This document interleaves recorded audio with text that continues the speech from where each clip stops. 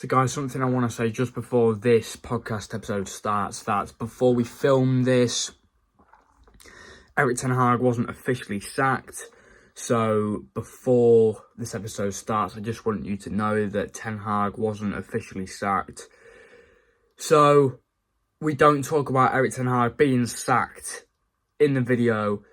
We talk more about when will Ten be sacked. But just so you know, before the episode starts, Ten has been officially sacked. But yeah, please enjoy the episode still.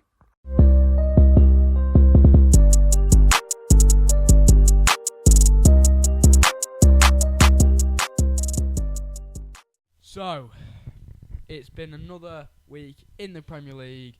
Some more games to talk about after the Premier League weekend again. So, first one I want to talk about is Cole Palmer and, well, Chelsea versus Newcastle, basically.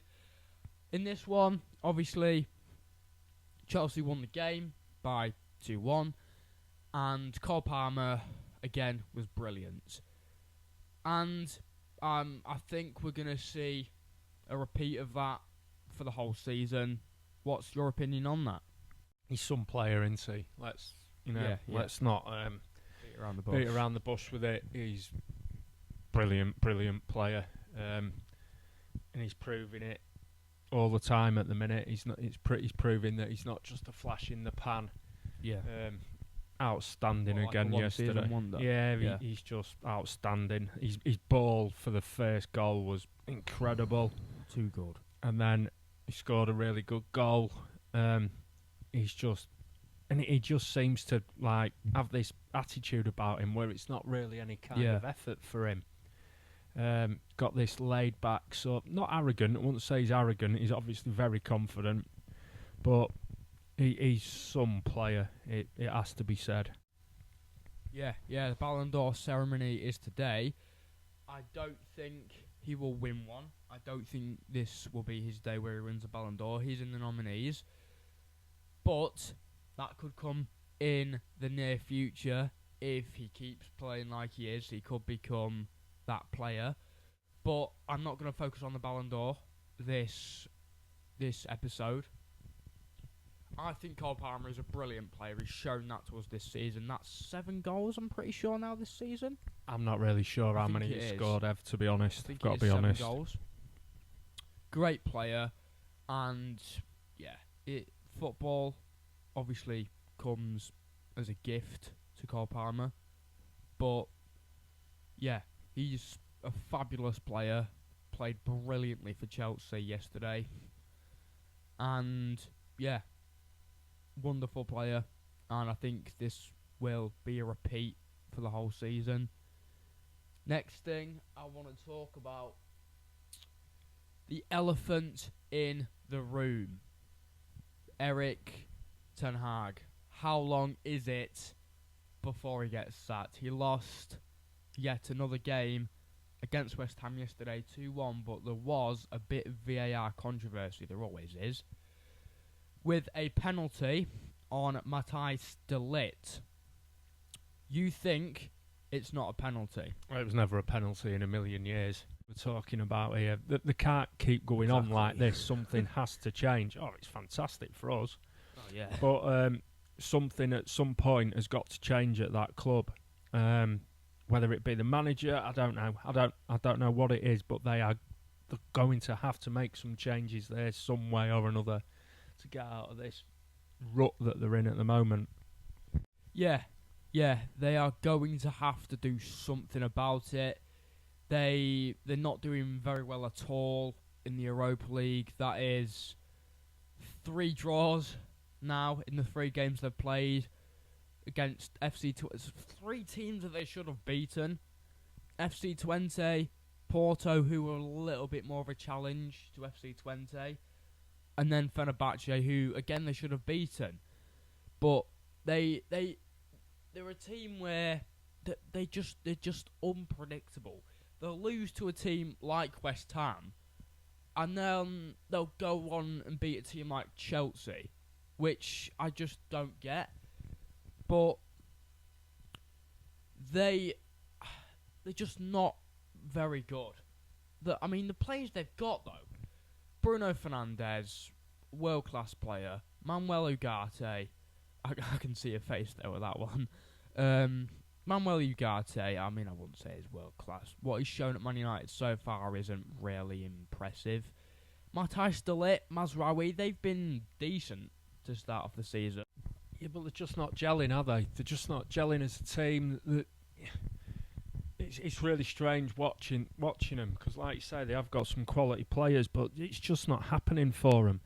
And I suppose ultimately the book has to stop with the manager, that he can't really seem to be getting a tune out of them. He'll argue that, they won the FA Cup and this, that and the other, but it's just season. It's just not enough for Manchester United. Manchester United should be in the Champions League every year. It's like a minimum requirement. And they're nowhere near it at the minute. They're not even in the conversation for top 4 at the minute. Oh, no. Never mind winning the league. So they have to change something soon. They have to do something before the season gets away from them. And then it's too late. That's my view on it anyway.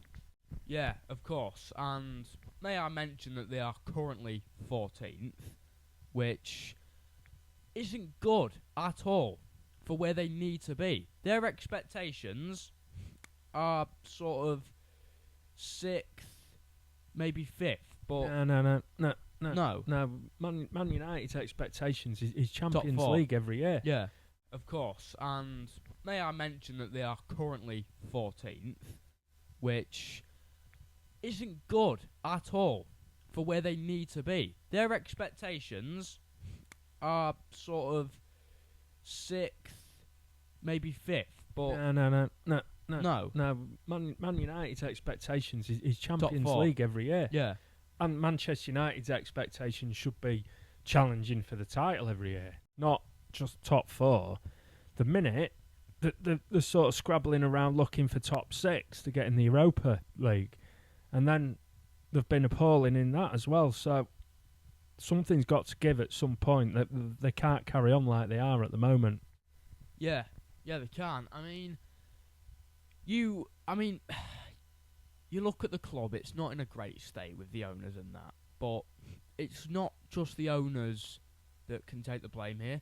There's been a few fans in the past say that, well, this is rival fans I'm talking about, that it all went to crap after Fergie left the club.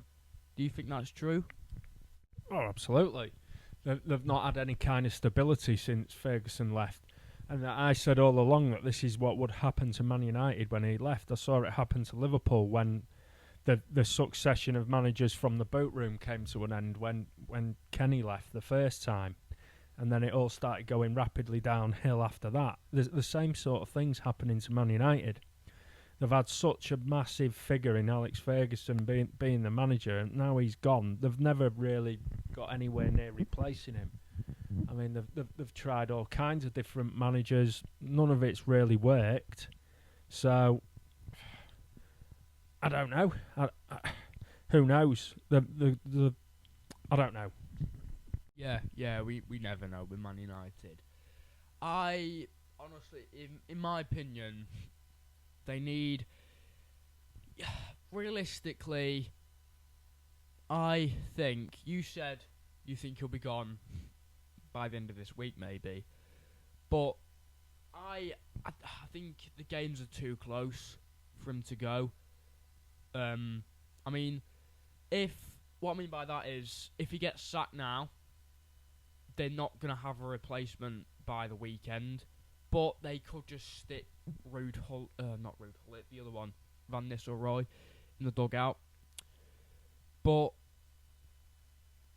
again, it's about finding a replacement. Who will actually replace Ten Hag at Man United if he goes? Gareth Southgate. I'm absolutely convinced that Gareth Southgate will be Man United's next manager. I think he's holding out for Man United to come along. I think that they've got him top of their list. This is only what I think. Obviously, now he's not managing England anymore. He'll probably be looking at managing in the Premier League, and what an opportunity that would be for him to go to Man United and sort of turn around their fortunes. whether or not he's the right fit for Man United, 'cause as we've seen him as England manager, he is ultra conservative in the way he plays, in the way he sets teams up, and that's not really the Man United way. But maybe they need some of that to get a bit of stability and get a bit of a foothold in getting some points on the board. Maybe the football might have to take a back seat to just getting some results. How long? Obviously, you said before the podcast that, to me, he might. You think he won't last the week? Do you stand by that? I think so. Yeah. I think there'll be all kinds of things going on behind the scenes at Man United, discussing his future, discussing who they're going to get in next. But something's clearly got to happen, because it's clear that Man United can't go on like this. Yeah, of course. They cannot go on like this. They've got to replace the manager soon. But whether that will end the cycle of just pain for Man United fans is a different question. Now, on to the game yesterday, the big one, the big Super Sunday fixture. Arsenal versus Liverpool, that finished in a 2-2. There was a lot, I'd say, controversy in this game. There was a goal given to Arsenal in the first half that Mikel Merino scored, which, as it looks like, should have been onside. At first, when I saw it, it looked offside, but now I figure we should have been given that goal. They shouldn't have been given that goal, sorry. Right. He was offside. Yeah, he was. That's that. He was offside. When I saw it first, I thought, yeah, that's offside. But then when I looked at it a bit ago, I saw it again, and I thought, actually, that's onside. So we should have... they should have had that goal. I will say, though, on the offside thing, that VAR and this ridiculous looking at lines, looking to see somebody's toes half a centimetre in front of somebody, taking 10 minutes to review footage and all the rest of it, is really having a massive detrimental impact on the game of football. It's absolutely ridiculous. They've got to start looking at VAR, and if they're going to carry on using it, they've got to change the way that they use it. I mean, some of these offsides you look at, it's like that's not what the rule's there for. When you're looking at half an inch of somebody's toe being in front, it's just absolutely ludicrous, and it really is starting to spoil the game. You can't celebrate a goal because there's a VAR check after everything. It's just not working. It's just not working. But in terms of Arsenal's second goal, we have got that rule in place. He was offside. But let's not forget what a player Andy Robertson has been. Oh, yeah, no doubt about that. Yeah. Pound for pound, probably one of Liverpool's best ever signings. Yeah. £8 million. Where did he come from? Hull. Oh, yeah, of course. Absolutely incredible. So let's bear that in mind as well. Yeah, of course. There was a bit of a scramble at the end of the game where Arsenal did score a goal that was disallowed for, was it 2,000 a handball? Well, take your pick. There was 2 fouls in it and a handball, so I'm not really sure what all the controversy is about that disallowed goal. There's 2 fouls and a clear handball from Havertz, so I don't know what everybody's kicking off about. So, yeah, 2 fouls and a handball, so take your pick out of either of them. Yeah. Any of them, should I say, of why it was disallowed. Yeah. It's absolutely incredible that in this, like, the fact that they were protesting, Arsenal players were protesting to the referee about a goal that was disallowed, which shouldn't have been given at all, for 2 fouls and a handball. Like, it's just absolutely amazing. It's incredible. It was. Sorry, I'm stuttering a bit there. I don't really know what the issue is. It's not a goal. Like I said, I'm not going to really say much more on it. There was 2 fouls and a handball. End of. Yeah, of course. We've got to give some praise to the best player on the pitch yesterday. The machine he is, Ibrahima Konate. He's really starting to become something at Liverpool. He's becoming an absolute colossus at Liverpool. He is. Now that he's getting a decent run in the team, him and Van Dijk playing together most games now, building up a real understanding, and the two of them are becoming a real formidable partnership. Konate was just immense yesterday. So good. Just on a different planet. So good at the minute. He's quick, he's strong, he's good in the air. He's pretty much got everything, and he's playing fantastically well at the minute. So it's all good for Liverpool at centre back at the moment. Yeah. Trent was on his own planet yesterday, and Konate was on this planet yesterday. So good from Konate yesterday. He's really starting to become a big player for Liverpool now, and well, for the sort of whole of this season so far. Yeah, big part of that game yesterday. Yeah. I think yesterday any Liverpool fan would have taken that result if we couldn't get the win, obviously. Take a draw away at the Emirates. I mean, it's Liverpool's second toughest game of the season. So aside from the Etihad. Yeah. You go away to Arsenal and you get a point, then, and after not playing particularly well and after being behind twice, we were. There were times where if Arsenal had gone for the throat, we'd have got beaten. Yeah. But it's quite satisfying that we've gone away there, not played particularly well, and come away with a point. So I think we've got to be pleased with that, really. I just want to say this one thing: Liverpool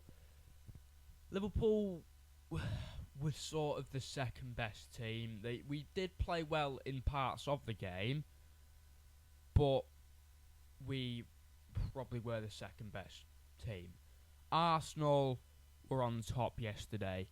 They were really good, and I kind of think they were unlucky to get the win, unlucky to get a draw. I don't know what I'm saying. I don't look at it as being unlucky. They didn't go for it. At 1-1, they were well on top, and they could have killed the game off. They really could. It pains me to say it. There were times yesterday where Liverpool were there for the taking, and Arsenal just sort of chose to manage the situation at 2-1 rather than go for really beating Liverpool. And I think that they fell foul of that, because Liverpool got to half-time, came out, and it was a bit of a different game after half-time. So I think Arsenal should have been a bit braver and just gone for the throat, and they probably could have won that game yesterday, but they didn't. So I've got no sympathy for them in that respect at all, really. Yeah, of course, you don't win if the game had have ended at half-time. Arsenal had won the game, obviously. But, yeah, I don't know what that means. But, yeah, they were a very good team yesterday, but as you said there, could have killed the game, and they chose to not kill the game. They sort of laid back a bit more in the second half, and that's kind of where Liverpool's second goal came from. Yeah, I mean, the pass from Trent Alexander-Arnold into Nunez was outrageous. Salah really struggled first half to get space, and then in the second half he started picking up these little pockets of space. Yeah. And it's like, just give him a couple of chances and he'll score, and he did. Credit to Darwin Nunez for picking out the pass. And then Salah does what Salah does, quite honestly. So, Yeah, we'll take a draw. It's a decent result away from home at Arsenal. So, yeah, we move on. Yeah, of course.